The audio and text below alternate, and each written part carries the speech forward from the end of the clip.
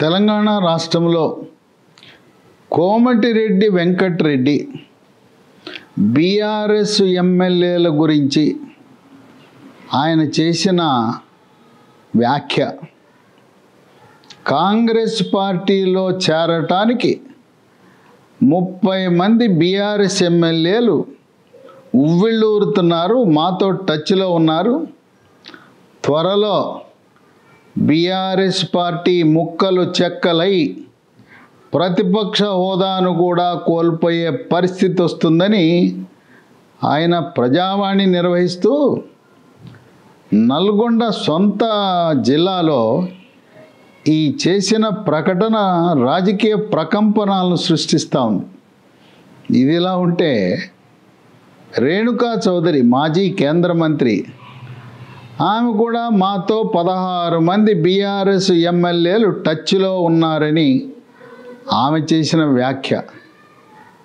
వీళ్ళిద్దరూ ఇలా అంటుంటే మరోపక్క మెదక్ జిల్లాకు చెందిన 4 ఎమ్మెల్యేలు వచ్చి ముఖ్యమంత్రి రేవంత్ రెడ్డి యొక్క ఇంటర్వ్యూ తీసుకుని సమయం తీసుకుని ముఖ్యమంత్రి రేవంత్ రెడ్డిని కలవటం అనేది రాజకీయ వర్గాల్లో కలకలం సృష్టించింది. ఎవరు కలిసిందంటే పటాన్ చెరువు శాసనసభ్యుడు గూడెం మహిపాల్ రెడ్డి, దుబ్బాక శాసనసభ్యుడు కొత్త ప్రభాకర్ రెడ్డి, నర్సాపూర్ శాసనసభ్యురాలు మాజీ మంత్రి సునీత లక్ష్మారెడ్డి, జహీరాబాద్ శాసనసభ్యుడు మాణిక్యరావు. ఈ 4 కూడా రేవంత్ రెడ్డితో కలవటం, ఈ 4తో రేవంత్ రెడ్డి దిగిన ఫోటో సోషల్ మీడియాలో, ఎలక్ట్రానిక్ మీడియాలో, పత్రికల్లో వైరల్ అవ్వటం, ఇది త్వరలో ఈ 4 ఎమ్మెల్యేలే కాక వారితో పాటు మరికొంతమంది బీఆర్ఎస్ ఎమ్మెల్యేలు కాంగ్రెస్ పార్టీలో చేరే అవకాశం ఉందని చెప్పి social media, print media, electronic media కోడై కూస్తూ ఉంది. వీళ్ళు చెప్పిన ఎందుకు కలిశారు ముఖ్యమంత్రిని అంటే వాళ్ళు చెప్పిన సమాధానం, మాకు ప్రోటోకాల్ అమలు కావటం లేదు, తర్వాత మాకు ఈ నియోజకవర్గాల్లో తిరిగేటప్పుడు ఎస్కార్ట్ ఇవ్వటం లేదు, అందువల్ల రేవంత్ రెడ్డిని కలిశాము, ముఖ్యమంత్రిని కలిశామని. ఇంకోటి ఏంటంటే కొత్త ప్రభాకర్ రెడ్డిపై ఎన్నికల సమయంలో కత్తితో దాడి చేశారు కనుక ఆయనకి సాధారణంగా శాసనసభ్యులకి ఇచ్చే భద్రతకు రెట్టింపు భద్రత ఆయనకు అవసరం, మా మాట ఎవరు పట్టించుకోవటం లేదు. మరి సభలు సమావేశాలు అధికార పార్టీకి చెందిన నాయకులు ప్రోటోకాల్ పాటించకుండా గవర్నమెంట్ కార్యక్రమాలలో వాళ్ళే నిర్వహించటం, శాసనసభ్యులకు కనీస మర్యాద ఇవ్వకుండా మమ్మల్ని అవమానపరుస్తున్నానని ఫిర్యాదు చేయటానికి వచ్చామన్నారు. దీనికి ప్రజలు సోషల్ మీడియాలో, ఎలక్ట్రానిక్ మీడియాలో ఈ ప్రోటోకాల్ అంటే అది కాపాడవలసింది సభ్యుల యొక్క, శాసనసభ్యుల హక్కులను కాపాడవలసింది శాసనసభాధిపతి గడ్డం ప్రసాద్ కుమార్. ఆయన శాసనసభ్యుల యొక్క హక్కులు, వాళ్ళ గౌరవము, ప్రోటోకాలు, వాళ్ళ యొక్క ప్రాణాలు కాపాడవలసిన బాధ్యత స్పీకర్ది.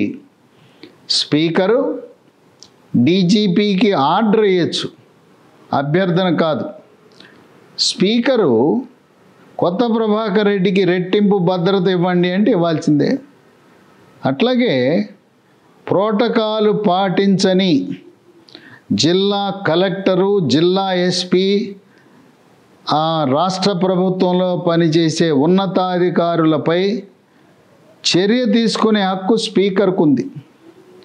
కనుక పరిష్కారము స్పీకరు, శాసనసభ కార్యాలయం, ప్రోటోకాలు, దానికి ఒక కమిటీనే ఉంది.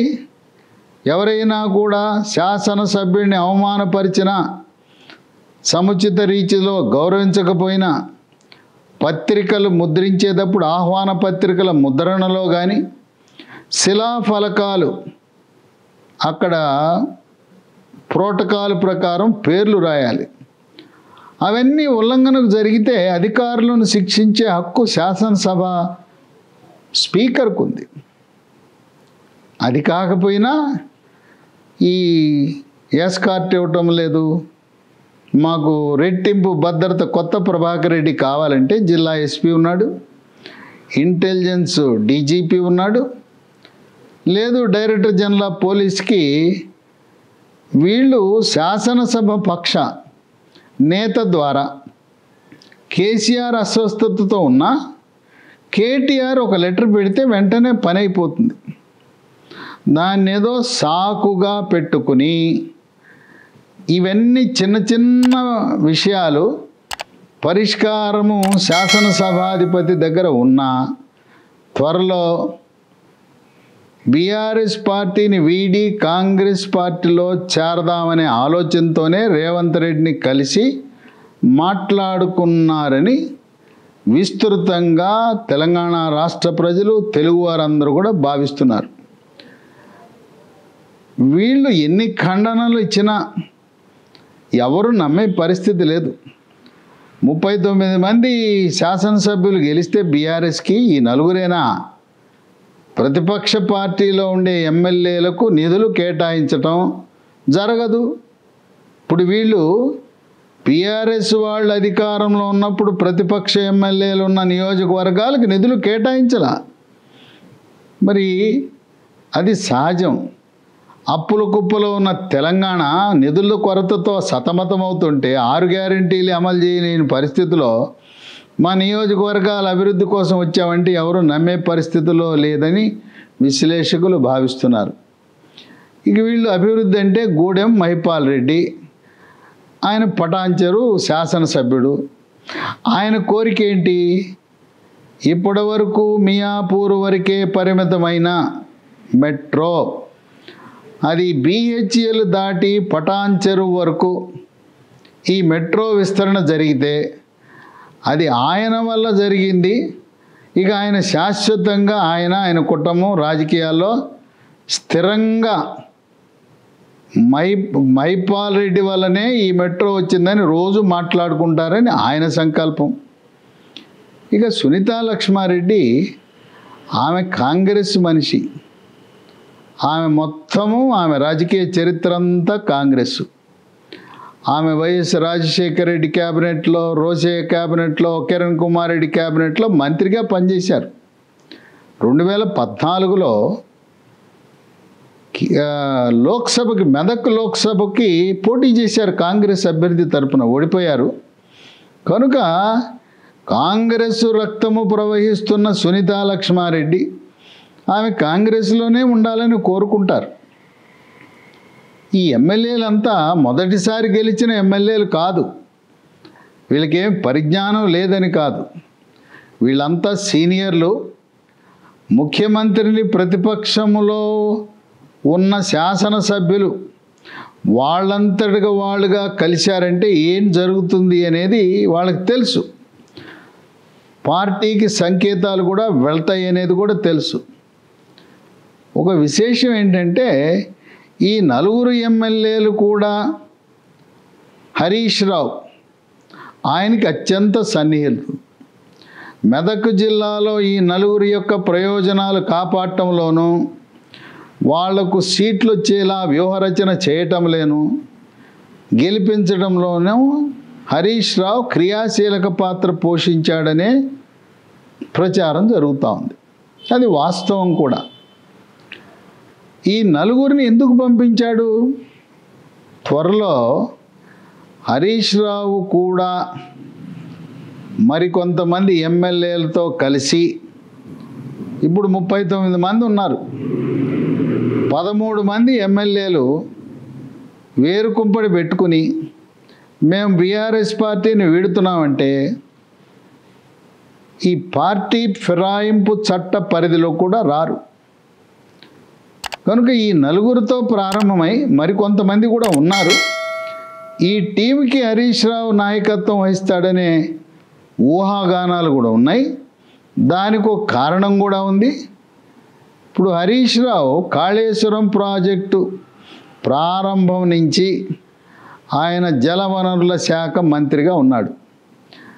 ఆయన్ని నామకే వాస్తే జలవనరుల శాఖ మంత్రిగా పెట్టి మొత్తం కేసీఆర్ ఆయన పలుమార్లు చెప్పాడు, ఈ కాళేశ్వరం ప్రాజెక్టు డిజైన్ చేసింది ఇంజనీర్లు కాదు, నేనే డిజైన్ చేశాను.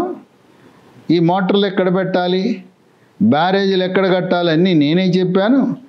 ఇంజనీర్లు పనికిమాలిన వాళ్ళు వాళ్ళకి ఏమి తెలవదనే విషయాన్ని కూడా చెప్పడం జరిగింది. బంగారము లాంటి అతి తక్కువ ఖర్చుతో 30,000 కోట్లతో పూర్తయ్యే ప్రాణహిత చేవెళ్ల ప్రాజెక్ట్ని ఉద్దేశపూర్వకంగా మొదట్లో కాళేశ్వరం ప్రాజెక్టు యొక్క అంచనా పూర్తి వ్యయం 30,000 కోట్లే. అంచెలంచెలుగా పెంచుకుని దాని ప్రాజెక్టు పూర్తి నిర్మాణ వ్యయాన్ని 1,30,000 కోట్లకు పెంచి ఇప్పటి వరకు 98,000 కోట్లు ఖర్చు పెట్టారు. ఎప్పుడైతే కాంగ్రెస్ పార్టీ ప్రతిపాదించిన ప్రాణహిత చేవెళ్ల ప్రాజెక్టు యథాతథంగా కొనసాగించున్నట్లయితే అది 30,000 కోట్లతో పూర్తయ్యేది. సాగు కూడా ఎక్కువ విస్తీర్ణానికి ఉపయోగపడేది. ఈ రోజున ఈ కాళేశ్వరం ప్రాజెక్టు నీళ్లు తోడటానికి ఎకరానికి 27,000 రూపాయలు ఖర్చు అవుతూ ఉంది. 27,000 రూపాయలు కరెంటు ఖర్చులతో 1,30,000 కోట్లు అప్పులు చేసి ఈ ప్రాజెక్టు నిర్మాణం చేసే ప్రక్రియలో కేసీఆర్ భారీ అవినీతికి పాల్పడ్డాడనే ఆరోపణలు ఉన్నాయి. ఇప్పుడు సిట్టింగ్ జడ్జితో న్యాయ విచారణ జరుగుతూ ఉంది. ఎవ్వరూ తప్పుకోలేరు. కేసీఆర్ ముందు హరీష్ రావు నోరెత్తడు, మామ చెప్పిన మాట జవదాటడు. అందువల్ల మామ చెప్పిన విధంగా ఆయన ఏదో మంత్రిగా ఉంటూ ఆయన అడుగుజాడల్లో నడిచాడు కనుక ఇప్పుడు విచారణలో మంత్రి ఆయన మెడకు చుట్టుకుంటుంది ఉచ్చు. ఇప్పుడు కాంగ్రెస్ పార్టీలో కొంతమంది ఎమ్మెల్యేలతో తను వచ్చి ఈ న్యాయ విచారణలో అప్రూవర్గా మారితే ఏ విధంగా ఢిల్లీ లిక్కర్ కుంభకోణం కేసులో కవిత అండ్ కంపెనీ 100 కోట్లు ఢిల్లీ ముఖ్యమంత్రి కేజ్రీవాల్కి ఆమ్ ఆద్మీ పార్టీకి అక్కడ లంచం ఇచ్చారో దాంట్లో ఒక్కొక్కరుగా అందరూ అప్రూవర్లుగా మారిపోయారు. మేము మీ కేసుకు సహకరిస్తాం, మమ్మల్ని వదిలేయండి, మమ్మల్ని అరెస్ట్ చేయొద్దని చెప్పారు. చాలా తెలివిగా బయటపడిపోయారు. ఆ విధంగా హరీష్ రావు అప్రూవర్గా మారి తన మెడకు చుట్టుకోకుండా తను కాపాడుకోవటానికి పూర్తిగా చేసిందంతా కేసీఆర్ కనుక శిక్ష కేసీఆర్కి పడాలి. కేసీఆర్ పొరపాటున నాకేం తెలవదు, మంత్రి హరీష్ రావు అంతా అతనే చూసుకున్నాడు, అతన్నే అడగండి అని ఆయన ఏదైనా పూర్తి ఈ భారం అంతా కూడా అవినీతి అంతా కూడా హరీష్ రావు మీద నెడతాడనే అనుమానాలు కూడా ఉన్నాయి. అందువల్ల ఈ 4 ఎమ్మెల్యేలను పంపే ప్రక్రియ వెనక హరీష్ రావు హస్తం కూడా ఉందని షికారులు చేస్తున్నాయి. ఈ పార్టీలో బీఆర్ఎస్ పార్టీలో కొనసాగితే హరీష్ రావు ఆయన ఇప్పటికే 4వ స్థానానికి నెట్టివేయబడ్డాడు. 1 కేసీఆర్, 2 కేటీఆర్, 3 కవిత. కవిత అంటే ముద్దుల కుమార్తె, కేసీఆర్కి అమితమైన ప్రేమ. ఇక్కడ 4వ స్థానానికి నెట్టివేయబడ్డాడు. పార్టీ అధికారంలో లేదు. ఇదొక కుటుంబ పార్టీ, ప్రాంతీయ పార్టీ. ఇప్పుడు హోరాహోరీ కాంగ్రెస్ బీజేపీ తెలంగాణ రాష్ట్రంలో వాళ్ళ బలాన్ని పెంచుకున్నాలనే తరుణంలో ప్రస్తుతం బీఆర్ఎస్ పార్టీ యొక్క భవిష్యత్తు ప్రశ్నార్థకమే. మార్చి ఏప్రిల్లో జరగబోయే లోక్సభ ఎన్నికల్లో కూడా బీఆర్ఎస్ పార్టీ కొంతమంది ఒక్క సీటు కూడా గెలవదని జోష్యము చెప్తున్నారు. సింహభాగం సీట్లు 10 కంటే ఎక్కువ సీట్లు రామ్ జన్మభూమి ప్రభావం వల్ల 10వ 12వ భారతీయ జనతా పార్టీ గెలుచుకుంటుంది. ఒక 3-4 సీట్లు కాంగ్రెస్ గెలుచుకుంటుంది. బీఆర్ఎస్ పార్టీకి 0, ఒక్క సీటు కూడా లోక్సభలో గెలవదు.